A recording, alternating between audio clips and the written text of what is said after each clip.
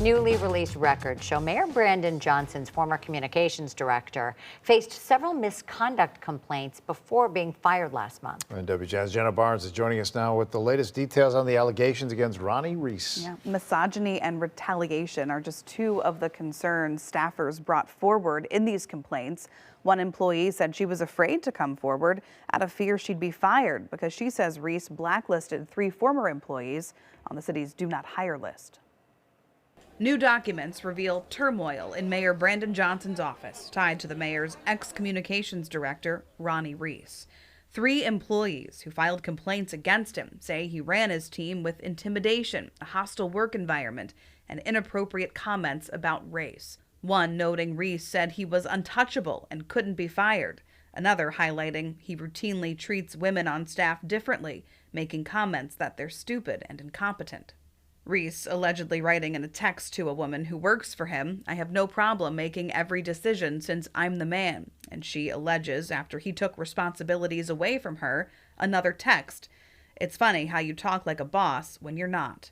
In her complaint, that employee also detailed how she says Reese sexually harassed her at an off-site work party last spring, saying he wrapped his right arm around me with his hand on my shoulder, pulling me close. He pressed his thigh against mine and his knee against mine, and it was only after concerned looks from coworkers that he took his arm away, she says.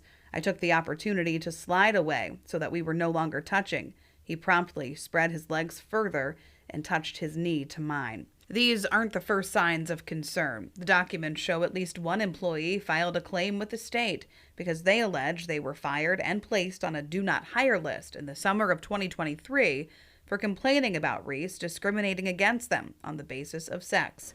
Records show he was promoted from press secretary to communications director months after that. Quite frankly, it's disgusting.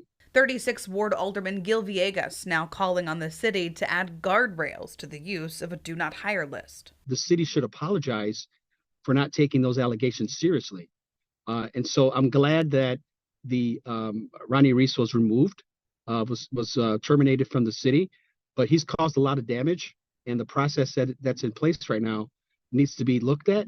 In a statement to WGN News, Reese says, "I strongly and unequivocally deny any allegations of wrongdoing. There are many, many others who know my character and who know the truth. I stand confident in that truth as I continue to prioritize my wife, my children, and the health of my family in the next chapter of my career."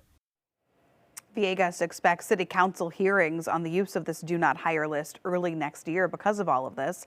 After initially being assigned counseling and extra training, Reese was placed on paid leave in October and he was fired earlier this month. We did reach out to the mayor's office for a response to these allegations. They told us they don't comment on personnel matters. All right, appreciate that, Jenna.